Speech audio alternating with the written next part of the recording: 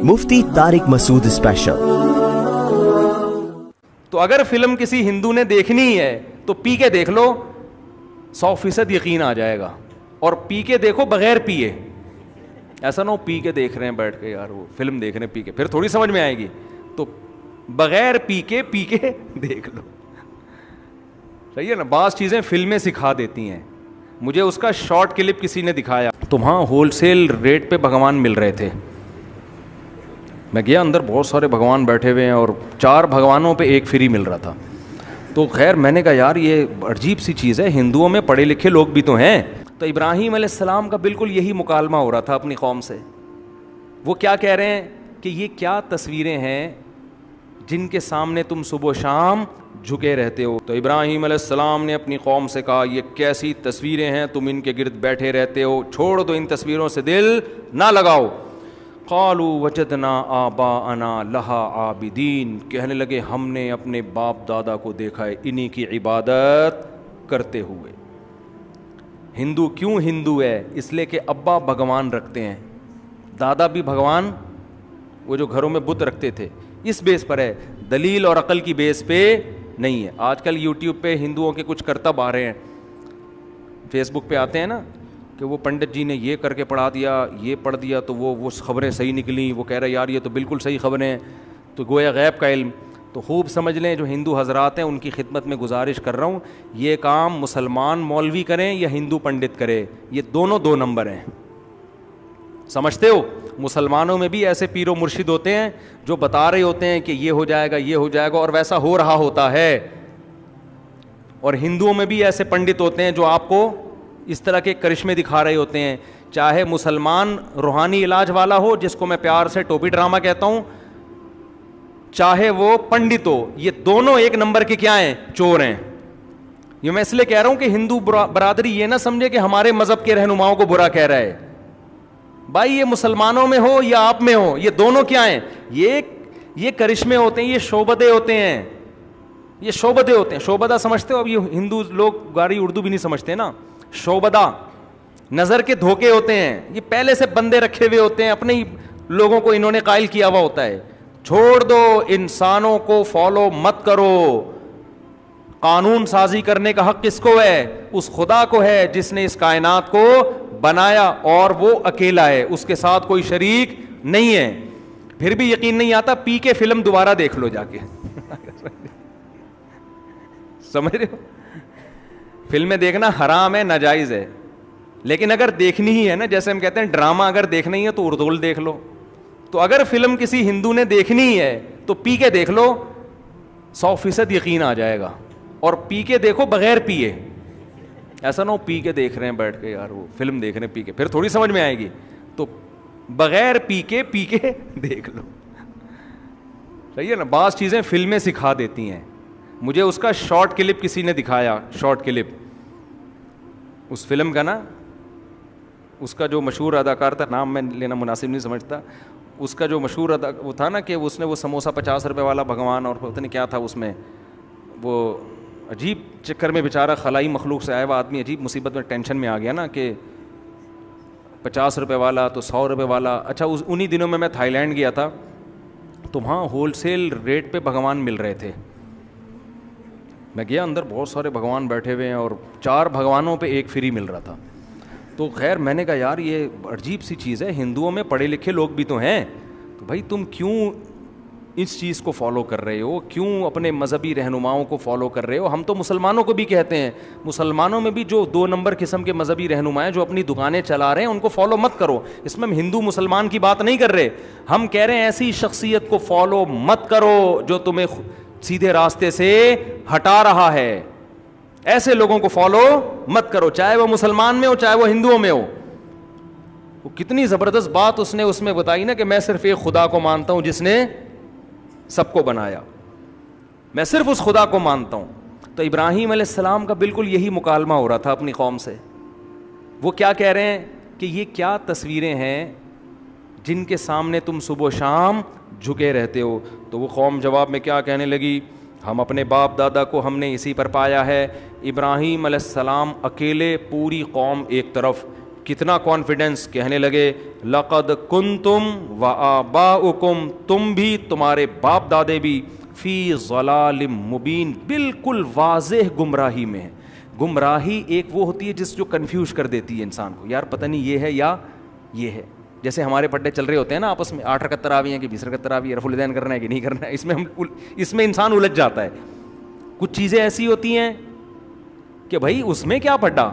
ایک ہندو نے ہندوستان میں ایک عالم سے پوچھا کہ تم اسلام کی طرف ہمیں دعوت دیتے ہو, تمہارے اپنے اتنے پھڈے ہیں, تم پہلے یہ بتاؤ تم لوگ کا اہل حدیث سے پھڈا کیا ہے. وہ عالم تھے حنفی. اب وہ ہندو چاہ رہا تھا کہ یہ اہل حدیث پہ کیچڑ اچھالیں گے, پھر اہل حدیث ان پہ اچھالیں گے. میں بولوں گا دیکھو تم تو آپس میں نہیں ایک ہو, ہمیں کیا اسلام کی دعوت دے رہے ہو. تو حنفی عالم تھے, میں نام بھی ان کا جانتا ہوں لیکن مناسب نہیں ہے بتانا. تو ان عالم سے ہندو نے پوچھا کہ یہ اہل حدیث اور دیوبندیوں کا آپس میں پھڈا کیا ہے. ہندو کہہ رہا ہے, انہوں نے کہا کوئی پھڈا نہیں ہے. وہ کہتے ہیں رکوع میں جاتے ہوئے ہاتھ اٹھا لو, ہم کہتے ہیں ہاتھ نہ اٹھاؤ. باقی ہم بھی خدا کے قائل ہیں, وہ بھی کہتے ہیں ان پتھروں میں کچھ نہیں رکھا.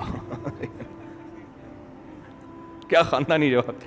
کہہ رہے ہیں وہ چھوٹا سا ہے, وہ ہم جب رکوع میں جاتے ہیں تو ہم کہتے ہیں بغیر ہاتھ اٹھائے, وہ کہتے ہیں نہیں ہاتھ اٹھا لو. یہ ہلکا پھلکا لائٹ سا اختلاف چل رہا ہے بھی ایسا ہی حقیقت میں.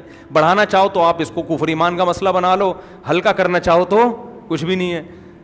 اور کہا باقی ایک چیز ہم میں کامن ہے, ہم بھی کہتے ہیں خدا صرف ایک ہے, اور وہ بھی کہتے ہیں یہ اتنے جو پتھر بنا کے رکھے ہوئے ہیں نا ان میں کچھ بھی نہیں رکھا.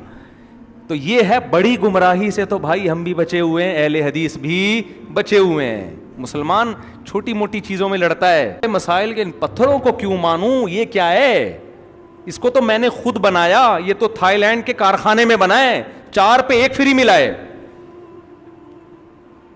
اور جو زیادہ ریٹ کا ہے وہ زیادہ بڑے کام کر رہا ہے جس کی ویلیو زیادہ ہے. تو ابراہیم علیہ السلام نے بھی کہا تم چھوٹی گمراہی میں نہیں, فی ضلال مبین, تم بہت بڑی گمراہی میں پڑے ہوئے ہو, ان پتھروں کو پوجتے ہو.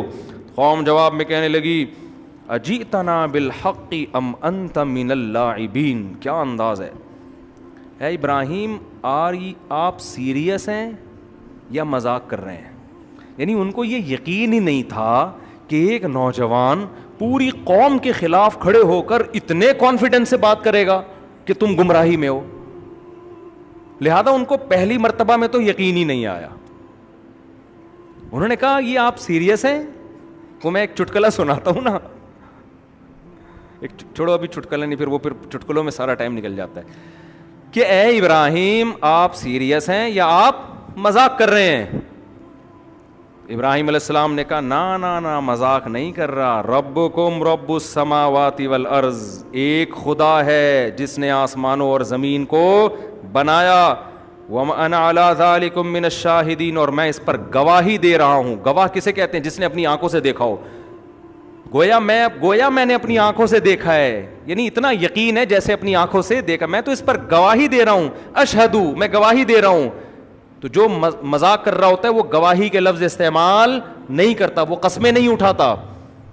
میں حلفیہ بولتا ہوں کہ وہ ایک اکیلا خدا ہے جس نے آسمانوں اور زمین کو بنایا. یہ تو بنے ہوئے ہیں, بنانے والے تھوڑی ہیں. اور پھر ابراہیم علیہ السلام نے دل میں کہا وَتَاللَّهِ لَأَكِيدَنَّ أَصْنَامَكُمْ بَعْدَ أَن تُوَلُّوا مُدْبِرِينَ. تم ابھی جا رہے ہو اپنے کسی فنکشن میں, جب واپس آؤ گے تو میں تمہارے بتوں کی گت بنا کے رکھوں گا. انہوں نے ایک سوچا ورک شاپ کرواؤں میں ان کو, لیکن یاد رکھو یہ ہمارے لیے جائز نہیں ہے, یہ ابراہیم علیہ السلام ہی کے لیے تھا. ایسا نہ ہو آپ کسی ہندو کے مندر میں جا کے بتوں کو آڑا ترشا کر دیں, شریعت میں آپ کو اس کی اجازت نہیں ہے. تو ابراہیم علیہ السلام نے کیا کیا کہ قوم جانے لگی, کوئی میلہ تھا ان کا, قوم نے کہا کہ آپ بھی چلیں. آپ نے کہا میری طبیعت خراب ہے.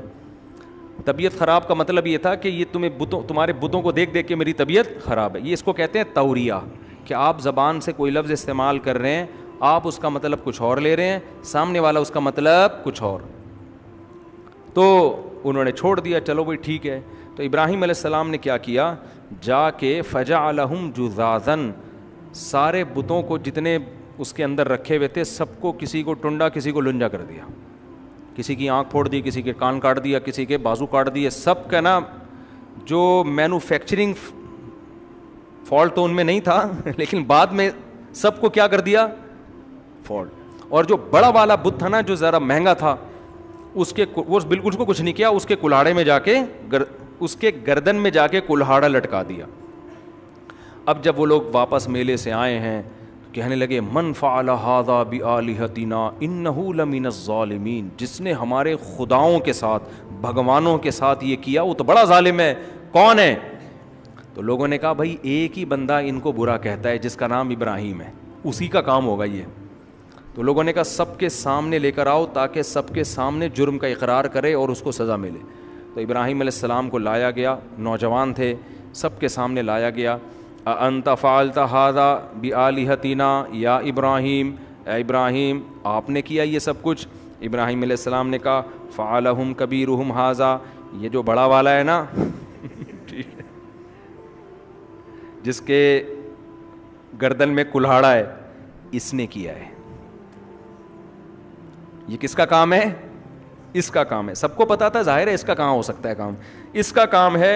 فاسألوہم ان کانوا ینطقون. اور میری بات پہ یقین نہیں آتا, ان سب سے پوچھ لو, یہ تمہیں خود بتائیں گے اس کا کام ہے. یہ خود بولیں گے. بھائی جس کے ساتھ زیادتی ہوتی ہے وہ مجرم تھانے میں لے جاتے ہیں نا, جس کی چوری ہوئی ہے, بتاؤ بھائی اس نے چوری کی ہے, یہ موبائل چھین رہا تھا, چیک کر رہے ہوتے ہیں نا. تو ابراہیم علیہ السلام نے کہا کہ ان سے پوچھو, یہ خود بتائیں گے کس کا کام ہے, یہ اس کا کام. تو قرآن کہتا ہے وہ ایک دم ان کے دل میں خیال آیا اور کہنے لگے تم تو بڑے ظالم ہو, یہ کمبخت تو اپنے مجرم کا نام نہیں بتا سکتے. ان کی ضمیر نے ان کو ملامت کی کہ یار ہم کن کی عبادت کر رہے ہیں کہ ان کو پکڑ کے کوئی بھی کوٹ پوٹ کے چلا جائے, یہ اپنا دفاع نہیں کر سکتے, تو یہ ہماری بگڑی کہاں سے بنائیں گے, کوئی بھی ان کو پکڑ کے مار دے. تو قرآن کہتے ہیں ایک دم, کیونکہ ابراہیم علیہ السلام ان کے ضمیر کو جھنجھوڑنا چاہتے تھے. بعض دفعہ تقریروں سے فائدہ نہیں ہوتا, پریکٹیکلی کوئی کام کر کے دکھایا جاتا ہے نا, اس سے بڑی موٹیویشن ملتی ہے. تو کہنے لگے, شروع میں تو بولنے لگے کہ تم بڑے ظالم ہو دل دل میں نا, لیکن اپنے اس ضمیر کے خیال کو پھر جھٹکا انہوں نے کہ نکالو یار, یہ اتنے اچھے اچھے خیال آ کیوں رہے ہیں ہمیں. وہی ہے نا باپ دادا خاندانی پرمپرا. تو انہوں نے اپنے خیال کو کیا کیا, جھٹکا, اور پھر کہنے لگے لقد علمت ما هؤلاء ينطقون, اے ابراہیم تجھے پتہ ہے یہ بول نہیں سکتے. یہ جب سے بنے ہیں ان کے اندر کچھ فالٹ تو ابھی پیدا ہوئے ہیں, لیکن ایک مینوفیکچرنگ فالٹ ہے, وہ یہ کہ یہ بولنے کے قابل, یہ پیدائشی گونگے پیدائشی بہرے ہیں. یہ تو میں اپنی طرف سے کہہ رہا ہوں, انہوں نے مینوفیکچرنگ وغیرہ نہیں کہا, کہ یہ بول ہی نہیں سکتے. ابراہیم علیہ السلام نے کہا افتعبدون من دون اللہ ما لا ينفعکم شیئا ولا یضرکم. اب تبلیغ اثر کرے گی نا. کہنے لگے ایسوں کی عبادت کر رہے ہو جو نہ کوئی فائدہ پہنچا سکتے اور نہ نقصان, جو بول نہیں سکتے. افل لکم ولما تعبدون من دون اللہ, تم پر بھی افسوس اور ان بتوں پر بھی افسوس. افلا تعقلون, عقل سے کام کیوں نہیں لیتے, کیا ہو گیا تمہیں. اب جواب دیکھو, دلائل سے جب جواب نہیں ہوتا نا تو بدماشیاں اور دھمکیاں ہوتی ہیں. دھمکی دینے پر آ گئے, کہنے لگے حرقوہ, ابراہیم کو جلاؤ, وانصروا آلہتکم, اور اپنے خداؤں کی مدد کرو. خدا مدد کرتا ہے یا خدا کو مدد کی ضرورت ہوتی ہے؟ اپنے خداؤں کی مدد کرو. ان کنتم فاعلین, اگر تم نے کچھ کرنا ہے. لوگوں سے کہہ رہے ہیں اس سے بحث بازی مت کرو, بحث میں نہیں تم جیت سکتے, کرنا ہے تو اس کو جلا کے اپنے معبودوں کی مدد کرو. جلاؤ اس لیے کہ تاکہ آج کے بعد کسی کی ہمت نہ ہو. قرآن کہتا ہے قلنا یا نار کونی بردن وسلاما علی ابراہیم, ہم نے کہا اے آگ سلامتی والی اور ٹھنڈی ہو جا ابراہیم پر. چونکہ اللہ نے حضرت ابراہیم سے آگے کام لینا تھا تو ابراہیم علیہ السلام کو اللہ نے آگ سے بچا لیا. اور قرآن کہتا ہے انہوں نے ابراہیم کے خلاف تدبیریں کی, ہم نے ان کو خسارے والا کر دیا. اور ابراہیم علیہ السلام پر ان کی زوجہ ایمان لائی تھیں, حضرت سارہ رضی اللہ عنہا, اور ان کے بھانجے لوط علیہ السلام ایمان لائے تھے. تو اللہ کہتے ہیں ہم نے ابراہیم کو اور لوط علیہ السلام کو ایسی زمین کی طرف نجات دے دی, ہجرت کروا دی جو تمام جہان والوں کے لیے ہم نے اس میں برکت رکھی. یعنی ارض شام اور فلسطین جو بیت المقدس ہے, جو آج متنازع چل رہا ہے, یہاں ابراہیم علیہ السلام اپنی قوم کو چھوڑ کے چلے گئے. پھر قرآن کہتا ہے وَوَهَبْنَا لَهُ إِسْحَاقَ وَيَعْقُوبَ, ابراہیم نے چونکہ قوم کو چھوڑا لہذا اللہ نے ان کو نیک اولادیں دی. ایک اسحاق اور ایک یعقوب. یہ حضرت سارہ سے ہوئیں. اور پھر حضرت ہاجرہ جو آپ کی دوسری زوجہ تھیں, ان سے اولاد کیا ہوئی؟ حضرت اسماعیل علیہ السلام ہوئے. تو اللہ نے پھر آپ کی اولاد میں برکت دی. کیوں؟ اللہ کے لیے خاندان چھوڑا تو اللہ نے اپنا خاندان دے دیا. سمجھتے ہو کہ نہیں سمجھتے؟ اس لیے اگر کسی کا خاندان بہت بے دین ہے, وہ اس کو شریعت پہ چلنے نہیں دے رہا, الگ سے شادیاں شروع کر کے اپنا خاندان بنانا شروع کر دو اور ان کی اپنے حساب سے تربیت شروع کر دو. مجھ سے لوگ اکثر آ کے کہتے ہیں ہماری اماں ابا ہمیں 30-35 سال کے ہو گئے, ہمیں شادی نہیں کرنے دے رہے, تو کیا کرے, خاندان کٹ جائے گا. میں نے کہا خاندان تو آپ کا کیسے کٹ جائے گا؟ آپ شادی کرو, بچے ہو جائیں گے, آپ کا اپنا خاندان ہو جائے گا. اور اگر 4 کر کے بچے پیدا کرو گے تو آپ کا خاندان آپ کا ایک جز بن جائے گا. یعنی آپ کا اتنا بڑا خاندان ہوگا کہ آپ اس خاندان کا پارٹ نہیں ہوں گے, آپ کا خاندان آپ کے خاندان کے پارٹ ہوگا. سمجھ رہے ہو؟ تو یہ بڑی بہترین پیکیج ہے جو لوگوں کی سمجھ میں آتا نہیں ہے. حضرت ابراہیم نے یہی کیا کہ حضرت سارہ سے شادی کی اور حضرت ہاجرہ سے اپنا خاندان, اور ایسے نیک صالح اللہ نے بچے دیے. 3 پیغمبر, 2 پیغمبر, اسحاق اور اسماعیل, اور اسحاق کے بیٹے پھر یعقوب, اور یعقوب کے پھر یوسف, اور ان کے بیٹے پھر مصر میں حکومت. پھر انہی میں موسیٰ علیہ السلام پیدا ہو رہے ہیں, داؤد علیہ السلام پیدا ہو رہے ہیں, سلیمان علیہ السلام پیدا ہو رہے ہیں, کتنے, زکریا علیہ السلام, حضرت مریم, عیسیٰ علیہ السلام. یہ ساری قربانیوں کا صلہ تھا جو اللہ نے اولاد کی صورت میں ابراہیم علیہ السلام کو دیا. آج بھی قربانی دو, اللہ نیک صالح اولادیں دے گا انشاءاللہ. یہ نہیں کہ ماں باپ کو چھوڑ کے بھاگ جاؤ, یہ مطلب نہیں ہے. مطلب یہ کہ غیر شرعی کاموں میں اپنے خاندان کو فالو مت کرو. خیر ابراہیم علیہ السلام نے تو اس لیے چھوڑ دیا نا کہ ان کو قتل کی کوشش کر رہے تھے, ورنہ وہ ابراہیم علیہ السلام تو وہیں تھے. جلدی بس میں یہ آیت مکمل کرتا ہوں. اللہ کہتے ہیں ہم نے ان کو ہبہ کر دیے اسحاق اور پوتے دیے یعقوب, اور ہم نے سب کو نیک بنایا, اور ہم نے ان کی اولادوں میں امام پیدا کیے جو لوگوں کو ہمارے حکم سے سیدھے راستے کی تلقین. یعنی صرف نیک بچے پیدا نہیں ہوئے, مقتدا اور رہبر پیدا ہوئے ہیں ابراہیم علیہ السلام کی اولاد میں. بس ایک آیت پڑھ کے بیان ختم کرتا ہوں. ابراہیم علیہ السلام کو جب بوڑھاپے میں اولاد کی خوشخبری ملی ہے نا, قرآن کہتا ہے کہ فرشتے جب ابراہیم علیہ السلام کے پاس آئے انسانی شکل میں, بچھڑا سامنے رکھا, فرشتوں نے کھایا نہیں. ابراہیم علیہ السلام گھبرا گئے کہ یہ دشمن تو نہیں ہے. انہوں نے کہا نا نا نا, ہم تو اللہ کے فرشتے ہیں, ہم کھانے کی ہمیں رغبت نہیں, یہ تو ہمارے لیے پتھر ہے.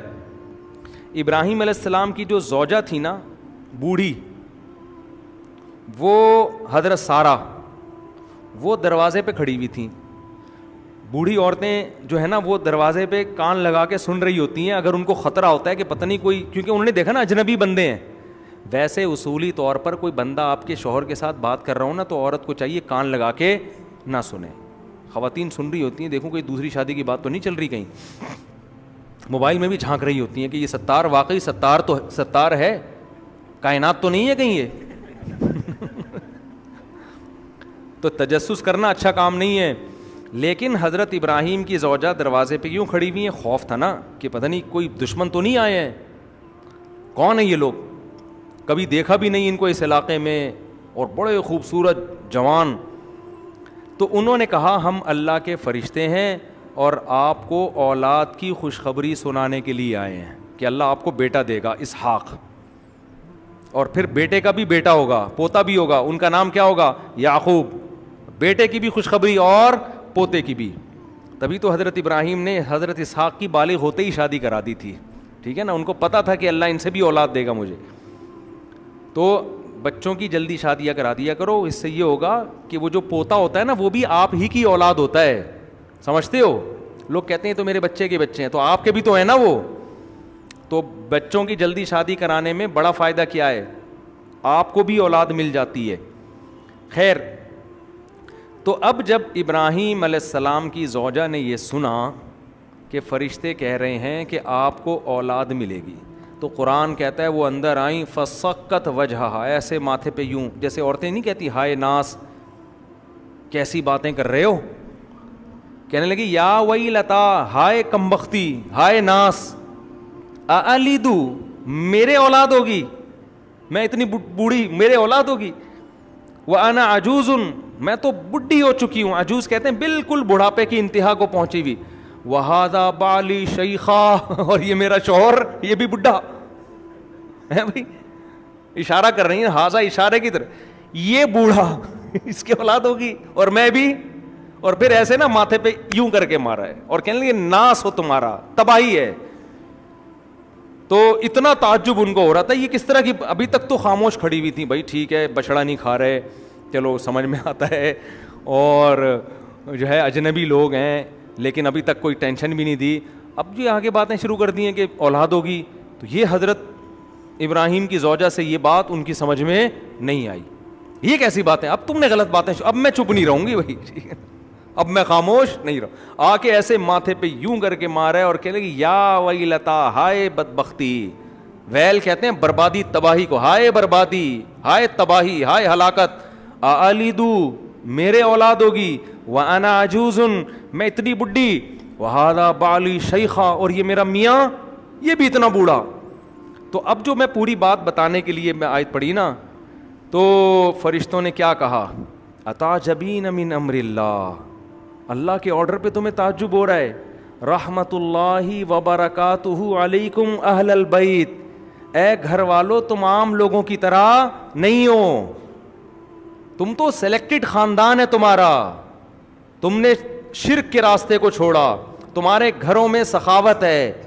سخاوت تھی نا کہ مہمان آ کے بیٹھے ہیں، ابھی پوچھا نہیں ہے کون ہو کہاں سے آئے ہو، بچھڑا پہلے لا کے رکھ دیا. ہم تو کباب چائے نہیں لا کے رکھتے پہلے، بھائی تو بتا، میں تو نالائق آدمی ہوں، میں تو اسی طرح کرتا ہوں، بندہ ہے کون بھی کہاں سے آیا کیوں آیا بغیر پوچھے آیا، اتنے سارے ہمارے یہاں تو پریشانیاں ہیں نا. اور بعض دفعہ تو لوگ چائے کا پوچھ اس لیے رہے ہوتے ہیں تاکہ وہ کہے، میں بتاتا ہوں نا، ہمارے ایک دوست گئے اپنے کسی گھر میں، ان سے پوچھا کہ آپ نے کھانا کھا لیا، انہوں نے کہا نہیں کھایا. مجھے خود بتا رہے تھے، کہہ رہے مجھ سے پوچھا کھانا کھا لیا، میں نے کہا نہیں کھایا. کہہ رہے کھایا ہوتا تو چائے پلاتا، آپ چائے سے بھی گئے اور کھانے سے بھی گئے. یہ تو ہماری سخاوت ہے. تو کیسی سخاوت، ابھی مہمان آیا ہے، بچھڑا پورا روسٹ کر کے سامنے لا کے رکھ دیا ہے، پھر دیکھ رہے ہیں کہ بھائی ہاتھ جا ہی نہیں رہے. تو یہ تو بھائی تمہارا تو خاندان سخی ہے، توحید پرست ہے، عبادتیں ہوتی ہیں. کوئی عام لوگ تعجب کرتے کہ بڑھاپے میں اللہ اولاد دے رہا ہے تو تعجب بنتا ہے. تو فرشتے کہہ رہے ہیں کہ تعجب ہمیں آپ کی باتوں پہ ہو رہا ہے. رحمت اللہ وبرکاتہ علیکم اہل البیت، اے اہل بیت تم پر تو اللہ کی رحمتیں اور برکتیں ہیں. انہ حمید مجید، کیا مطلب، وہ اللہ بڑا قابل تعریف اور بزرگی والا ہے. یہ کیسی تعریف ہے اس کی کہ تم اس کے لیے قربانیاں دو اور وہ تمہارے لیے کچھ بھی نہ کرے. وہ تو قابل تعریف ہے، جتنا تم کرو گے وہ کئی گنا اس سے تمہارے لیے زیادہ کرے گا. تو یہ میں پوری تقریر اس لیے کر رہا ہوں، گھروں کے ماحول کو صحیح کرو. سمجھتے ہو، گھروں میں کچھ تعلیم کا تلاوت، تبھی تو حدیث میں آتا ہے کہ سنتیں گھر میں پڑھنی چاہیے تاکہ بچے بھی عبادت سے تھوڑے سے مانوس ہوں، تلاوت ہو. میرے والد صاحب کو یہ اللہ مغفرت فرمائے، جب آفس سے آتے تھے نہا کے سب سے پہلے قرآن لے کے بیٹھ جاتے تھے اور اونچی آواز سے تلاوت کرتے تھے. پوری زندگی ان کا معمول ہم نے دیکھا. جب ان کا انتقال ہوا ہے تو اس دن تلاوت کی آواز گھر میں نہیں آئی ہمیں، اس کے بعد سے اب تک نہیں آئی. تو وہ ایک احساس ہوا کہ یار، اور بڑی پیاری آواز میں تلاوت کرتے تھے. تو ایک دم احساس ہوا کہ یار ہمارے گھر سے ایک رونق چھن گئی. یہ روزانہ ان کا معمول تھا. اور ایک خاص اسٹائل میں بیٹھتے تھے، ٹوپی اتار کے، ٹھیک ہے نا، کیونکہ گرمی ان کو بہت لگتی تھی. ٹوپی اتار کے بالکل گریبان کھول کے ایسے بیٹھ کے، حافظ تھے ماشاءاللہ، تو روزانہ پابندی سے قرآن کی تلاوت کرتے.